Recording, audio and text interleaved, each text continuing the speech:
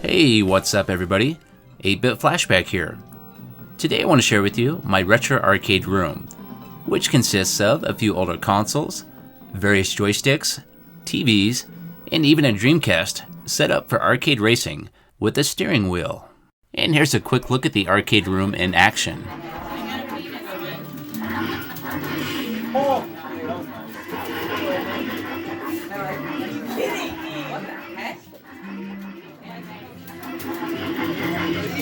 To make my arcade room, I wanted to stick to a budget where I wasn't spending a huge amount of money, and I wanted to utilize a lot of the stuff that I already have in my collection. I did need some supplies to make this work, so I headed out to my local hardware store and picked up a few things at Menards.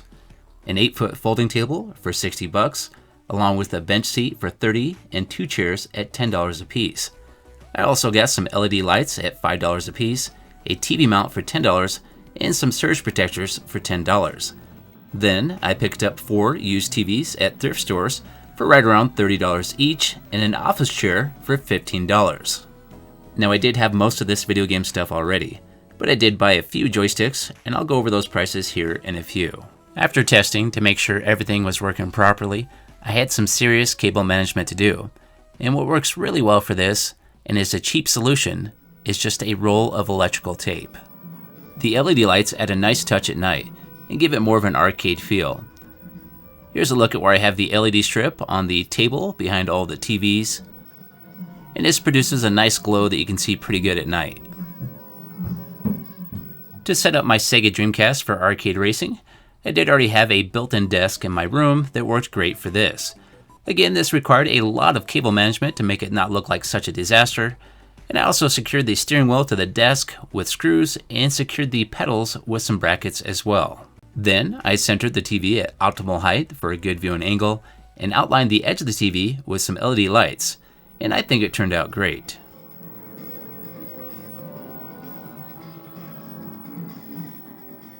I also added a couple mini arcades for the little kids to play.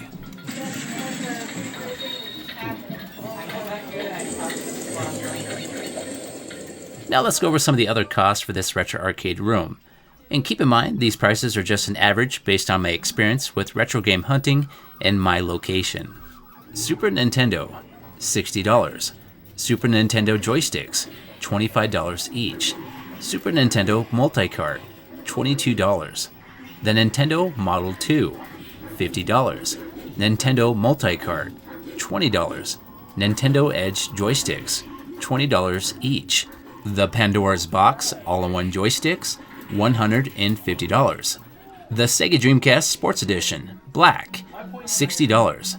Sega Dreamcast Concept Steering Wheel, $40. Micro Arcade, $30. And a tabletop arcade for $120. So for all the video game stuff, that brings the total to $642. And for the tables and chairs and some other accessories, that's $275, bringing the grand total to $917. So I'm really glad I didn't have to spend all that money at once, because I had a lot of this stuff already in my collection. What's nice about this setup is I can easily change games on each of these consoles. I have thousands and thousands of games I can choose from and play whenever I want. Now, I just need to find some time to actually play some of these games. It's now time for me to go.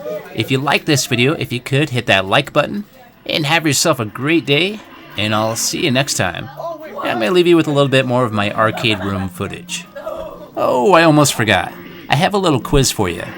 Whoever can leave a comment listing every game that's being played in this video will get the title of being awesome.